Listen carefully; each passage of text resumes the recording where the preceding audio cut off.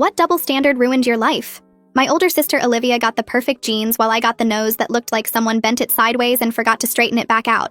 Every morning she'd stand in our shared bathroom doing her makeup telling me, "Too bad mom and dad will never let you fix that," she'd say, while contouring her already perfect nose. Olivia would take selfies with me and then crop me out because she said my nose ruined the aesthetic of her Instagram feed. She loved pointing out my nose to everyone like it was her personal comedy show that never got old. When her friends came over, she'd introduce me as her sister with the unique profile, and they'd all try not to stare, but I could see them looking. She'd buy me nasal strips for birthday presents and tell me these were to help straighten things out.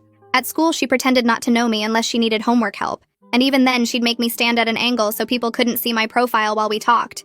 "You're actually pretty if people look at you straight on, so just never turn your head," she said, like she was doing me a favor with this advice. Olivia started dating this guy from her college who was studying to be a plastic surgeon, and she brought him home for dinner.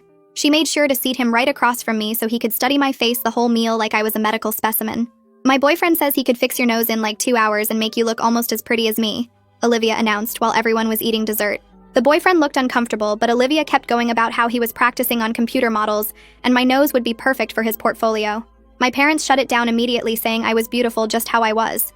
But Olivia rolled her eyes and said they were basically guaranteeing I'd never get married, because guys notice faces first, and mine was unfortunately memorable for the wrong reasons.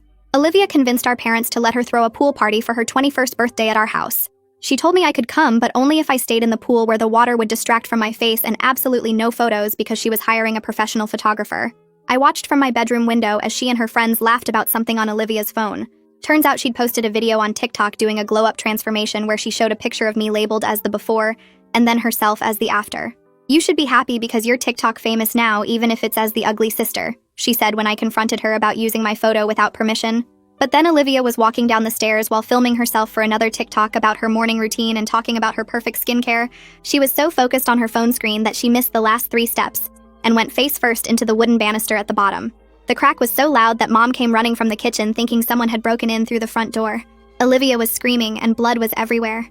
The worst part, her nose was completely sideways, but not in the same way mine had always been.